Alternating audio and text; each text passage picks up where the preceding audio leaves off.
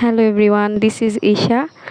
আজকে দেখাচ্ছি যে একটা জার্নি, ঢাকা টু রংপুরের জার্নি। আমি এবার প্রথমবারের মতো আমার ইনলসের বাড়িতে যাচ্ছি ঈদ করার জন্য। যদিও আগে অনেকবার গিয়েছিলাম, কিন্তু এইবারই প্রথম যে আমি ঈদ করার জন্য যাচ্ছি। তো আমি এবং আমার হাজব্যান্ড ঢাকা থেকে রওনা দিয়েছিলাম। বাসে উঠে গেছি, বাস ছেড়ে দিয়েছিল সকাল 7:15-তে। অনেক সকালের একটা জার্নি ছিল। তো সকাল সকাল যাব দেখে আমার আম্মু বাসা থেকে নুডলস রান্না করে দিয়েছিল।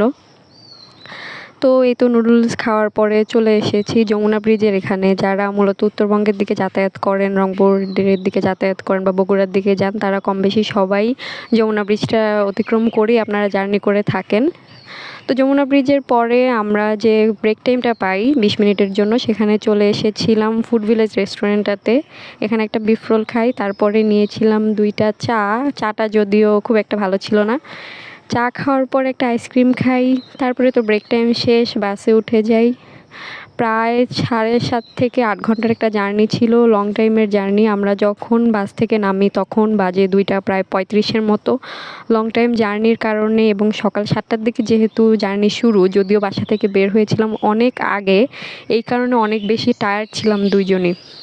তো বাড়িতে যাওয়ার পর অনেকটা রেস্ট নিয়ে খাওয়া দাওয়া করে আমরা আবার বিকালের দিকে বের হই।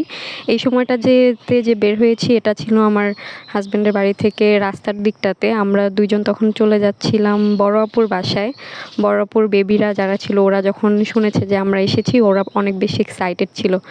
আমরা দুইজন তখন বাইক নিয়ে বের হয়ে পড়ি বড় আপুর বাসার উদ্দেশ্যে। তো বড় আপুর বাড়িতে যাই। বেবি 2টা ছিল, টুইন বেবি ছিল বড় আপুর। ওদের সাথে অনেকক্ষণ খেলি, অনেকক্ষণ মজা করি, তারপরে আবার ব্যাক করি। তো এটা ছিল আমাদের ব্যাক করার সময়টাতে। যখন ব্যাক করার পরে ও আমাকে একটা খাবারের জায়গায় নিয়ে গিয়েছিল নতুন, এটাতে তখন খাবার টেস্ট করি। তারপর খাবার দাবার খেয়ে আমরা বাসায় ফিরি। এটাই ছিল সেই দিনের জন্য। তো দেখা হবে নেক্সট ভিডিওতে অন্য কোনো সময়। সাথে থাকবেন এবং ভালো লাগলে সাবস্ক্রাইব করবেন। মিষ্টিটা অনেক বেশি ইয়াম ছিল।